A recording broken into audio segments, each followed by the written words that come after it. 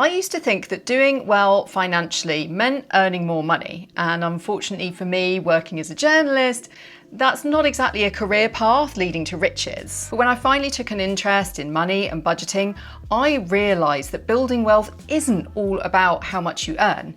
It's about habits and consistency. Here are the frugal habits that I picked up on my way to my 40s, which I wish I had known sooner, because they changed everything. The number one frugal habit was turning guesswork into data. If you spend without thought, it's actually not necessarily going to lead to debt, but it's not going to be helping you either. In fact, over time, it can be eroding your opportunities. These are opportunities that come from having financial freedom, such as having the choice to leave a job that you really hate and taking some time to learn a new skill so that you can change careers. Being able to retire and have the retirement that you dreamed of, such as being able to travel, being able to help your children out should they need it, and of course the simple but far too often overlooked power of knowing that you own the roof over your head and that it cannot be taken away from you. When I didn't track my spending, I saved very little. I've always committed to earning into my pension ever since I started work. I'm so glad that I did that, but in terms of other savings and investments, they were pretty much non-existent all through my 20s and early 30s. What changed everything was tracking my spending, understanding exactly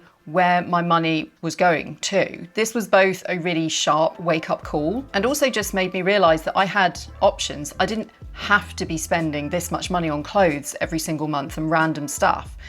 It was just really good to understand that the stuff that I had accrued, say in my wardrobe, for example, and with sort of decor around the house, this is what it had actually cost me over time. And when I started thinking about that more, I could still buy the things that I liked, but it just meant that my choices were so much more intentional. I stopped buying the stuff that really I was lukewarm about, the stuff that very rarely got used. I started being really honest with myself about what it was that was really important to me. And that freed up money for savings and investments, which is way more exciting than all of this stuff that I was accruing over the years. And this habit of tracking my spending, which is a very simple one that really doesn't take that much time every month, helped me shift from being someone who spent everything that they earned to being someone who lived below their means, still had money to pay for fun stuff, but had money to put into savings and investments that have provided me with a cushion should anything go wrong, and that's avoided stress and debt, and also to build wealth for the future. I now know that there are certain goals in my future, such as we want to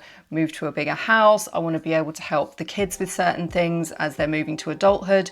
I know I'm going to be able to do that because of this shift. And this applied across my budget. So for example, with regular bills, I'm constantly reviewing those, thinking about when renewal dates are and trying to find the best value. Always considering, like, am I overpaying for this? So just recently we haggled down our broadband bill by around £10 a month, so that's saving us £120 a year. We also both haggled down our mobile phone bills, which has saved us, I think, combined around £200 a year. So just constantly looking at and reviewing those bills. I think this is a good example of where a lack of awareness of what things were costing and what I could actually get them for, and also laziness really came into play. It really doesn't take that much time to pay a bit of attention to your budget. Once you do, there's potentially thousands of savings to be made. And then there's also variable costs such as holidays and clothes and shopping. Being aware of what you are spending and thinking, okay, well, what's really important to me this year? Is it that really important holiday? So this year for us, we took a holiday to Disneyland Paris. It was expensive. It was during the school summer holidays, but we were able to afford it because we'd made a long-term plan to set money aside for that trip. That was our priority, and other things such as impulse purchases, buying stuff that, I didn't really need, like a new pair of jeans when I already have 2 or 3 pairs of jeans. That just fell by the wayside. That wasn't important. We were hyper focused on being able to afford this thing. Being aware of what you're spending and thinking to yourself, okay, can I get that for less, is one of the most powerful steps you can take towards being able to live below your means. You could try looking at it in terms of the big 3. So you have your fixed stability costs, so mortgage, bills, insurance. Then you have your freedom costs, savings, pension and investments, and then your fulfillment costs. These are the things that bring real joy, like your annual family holiday, days out, and being able to treat your kids and your family at Christmas. Taking a look at the whole picture means that you can examine the big costs such as your home and your car, as well as the smaller irregular costs like holidays and birthdays. It can help you realise, like it did for me, that spending £200 a month on clothes and still feeling like you have nothing to wear is a habit that you want to change. Tracking really helped me to see where I was spending out of habit or stress rather than joy, and it encouraged me to come up with ways to save that have not diluted the fun. The next habit is stopping the keeping up cycle. I used to care way too much about what my life looked like, the aesthetics, the clothes that I wore, the car that I drove, what the house looked like, being on top of the latest trends. And my shopping habits, I realised, were influenced by two key things. The first one was feeling influenced by other people's shopping habits. So seeing someone else having this must-have thing, seeing them talking about how amazing it was, how it was the be-all, end-all, how it was the final thing you'd ever have to buy, and then buying into that hype. And then my other trigger was boredom. This was a massive trigger for me because when you're going through the process of shopping, whether it's in person or online, there's a whole bunch of excitement that goes along with that path towards making a choice and then checking out. But the trouble is I came to realise that it's never enough. So the clothes become less interesting almost the second you get them home, and also I would often realise that actually I have nowhere to wear this item to. This is not going to fit into my everyday regular wardrobe. And then also I used to realise things like I'd bought a whole load of makeup only to see that actually it's really similar to 10 other things that I already have that have barely been used. Once I could see this was going on, I built new habits into my routine in order to break the cycle. So really importantly, I unsubscribed and muted brands and people that were really tempting me to spend. I also stopped visiting websites that tempted me to spend on a regular basis, the websites that I was visiting when I was bored and had a spare few minutes. And I also deleted my card details from my phone, my computer and my tablet so that I could not just do a very quick checkout. There was friction in the purchasing process, so I had to kind of pause and think before I bought anything. And really importantly, and I think this one is so powerful, I put in place the 30-day rule for purchases. I'm sure you guys are familiar with this one. Maybe you've even tried it, but if you haven't tried it, there is so much power in it. You just stop for 30 days after seeing something you want to buy, pause 30 days, after that 30 days, then revisit it. What I like to do is make a wish list along the way. So everything that I was tempted to spend, everything that I really thought, oh, I really might buy that, added it to a wish list and then went back and reviewed it. And I was amazed at the number of things that I had gone lukewarm over, and just having that distance to sort of think about it and how it would actually fit into my real life, not my fantasy life. So this idea of, hey, if I buy this dress, won't that be amazing for a picnic? But then realizing actually I never wear nice dresses on picnics because I'm normally with the kids and we're running around on the grass and maybe getting a little bit mucky. It was all about taking some time to think about, does this thing actually fit in my life, or am I buying it for other reason, i.e. boredom, stress, or trying to keep up, or trying to emulate other people's shopping habits and the aesthetic of other people's lives. Another great way to trick your mind is to consider how much things cost versus how much you earn per day. So figure out what is your day rate, how much do you bring home every single day? And then when you see something that you're tempted to buy, I really love to think about, okay, well, how much is this in terms of my day rate? So my day rate varies, but let's say £100 a day. If I see a dress that's £100, I'm like, well, that's a full day's work. Do I love this enough to spend a full day's wage on it? Bearing in mind all my other expenses such as food, holidays, Christmases, birthdays, is it that important? And so many times, this has helped me to say, no, actually, it's really not that important. What's really funny is that the richest people I know rarely show it outwardly. Their lives look really ordinary, but they own their time, not just things. The next habit is finding joy in repeatable things. I think frugality is often misunderstood as being all about sitting sad in a cold house, wearing threadbare, incredibly drab clothes, eating cold beans on toast, never going out, never doing anything enjoyable. In reality, it's just about knowing what the true sources of joy and contentment are for you and finding a way to make it affordable. For me personally, I've come to realise that I get so much joy from just small rituals. Things like wearing my favourite cosy clothes to watch TV, cooking a new recipe on a Friday night that we're trying out, and rewatching my favourite TV shows, things like that. A lot of people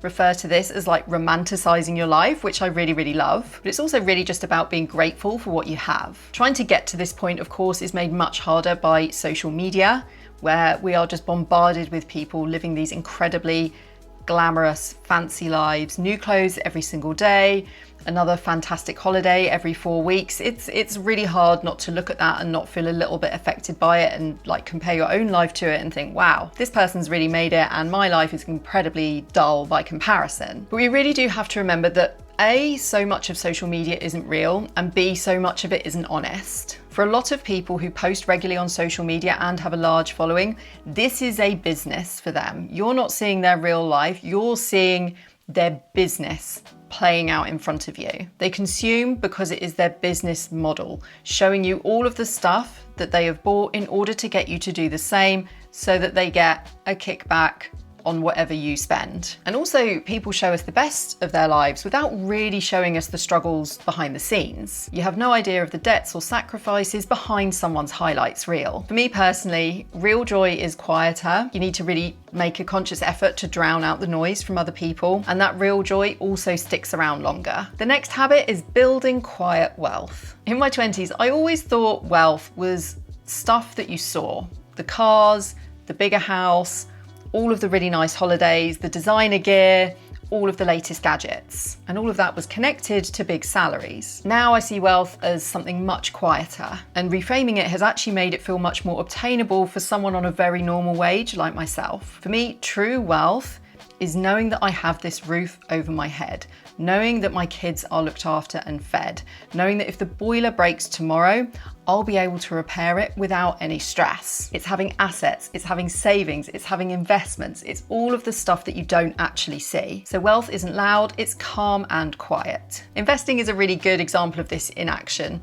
It's really not a very glamorous or exciting thing. It's actually a boring, calm and steady process, for me anyway. Every pound that I don't spend on trends that won't really matter in 6 months is a pound that's quietly working for me in my stocks and shares ISA. The way I've been able to do that is by tracking my spending, freeing up money every single month to put into my savings and investments, and automating those payments so I don't even have to think about it. I'm paying myself first every single month. And once it became habit, this is when the interest started to kick in and my money started earning me more money. And the final habit is contentment over consumption. One thing I definitely know to be true, you will never, ever, ever, ever, ever own enough stuff. Just when you get your hands on a new Labubu, a brand new limited edition one comes out onto the market. You buy a whole new outfit based on the latest colour of the season, and then in just a couple of months, there's a whole new colour that everyone's talking about. There will always be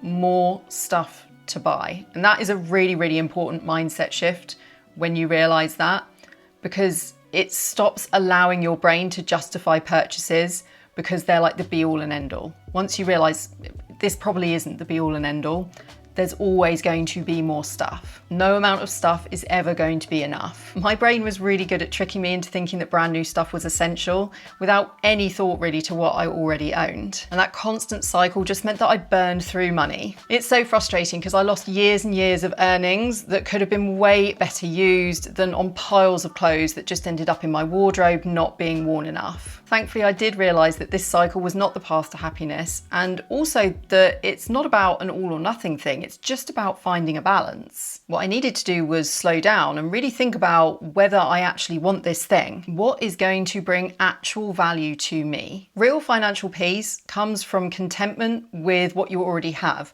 not constantly chasing that shiny new thing glow. And honestly, that peace, I think, is the ultimate luxury. Thank you so much for sticking with me to the end. Please let me know what you think. What are the frugal habits that you know now that you wish you'd known earlier? Let me know in the comments, and don't forget to give this video a like and subscribe for more from me. I would love to have you join the community here. Thanks for watching. Bye.